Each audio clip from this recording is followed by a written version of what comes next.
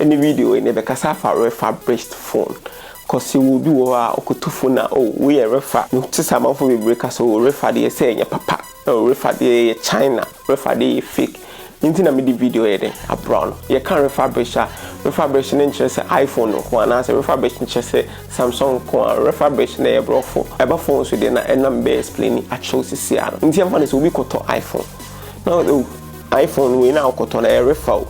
And that's we got to Samsung now got on a refurb. And I be iTel phone, it be iTel phone a refurb. Now refurb question. You can't refurbish say me ameti high.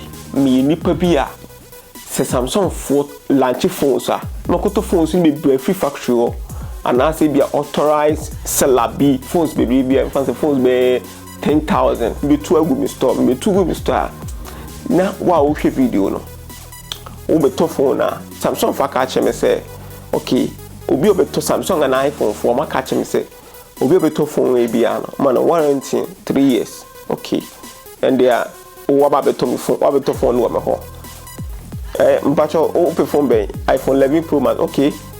My mom warranty near 3 years. Why? Until who force to be a me mpacho na dey about okay o mate. Now obeji phone ko. Obeji phone ko e no.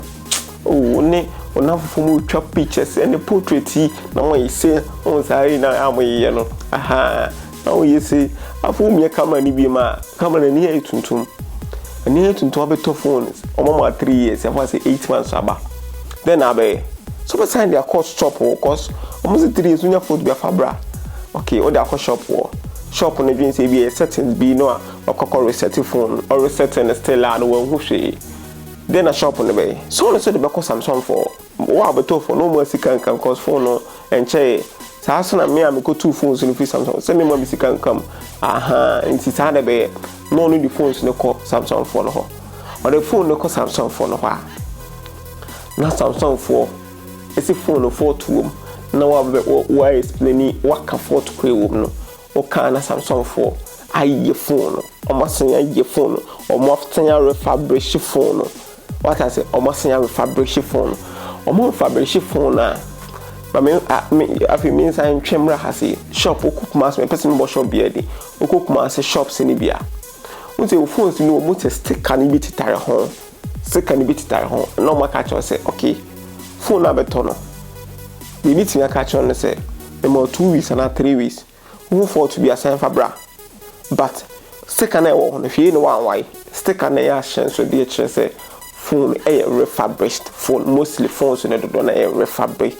Phone sticker no nti who for to na fabra oko why sticker no dia infancy wo comfort no hu kran famba nti okasa na say so wo beto phone no sticker na tare ho no ono so abrochiri phones no gba be okotu ye no omo so mo sticker tare wo no so de ne sticker tare we do stickers no bi na etu what I say nti ko why sticker na de na chese phone no kran beto no ho nti ono ji phone na o de call mo nje cause ono so why sticker no boom ra no so but you want to say a refurbished phone it no enti refurbish na kwakwa say ne bo efo e na kwakwa ye 3 e bitima ba say company ne ye no how the phone buy no beto ye no won hu for to da cause for to now fix it permanently won hu for to ne da at the same time say bia beto phone the time now so na hu for na the call ye nti akwakwa ye 3 enti ma mentwembra iPhone wo buy iPhone now iPhone ye model number no boss say a certificate ema that is a phone or motor or apostle or brand new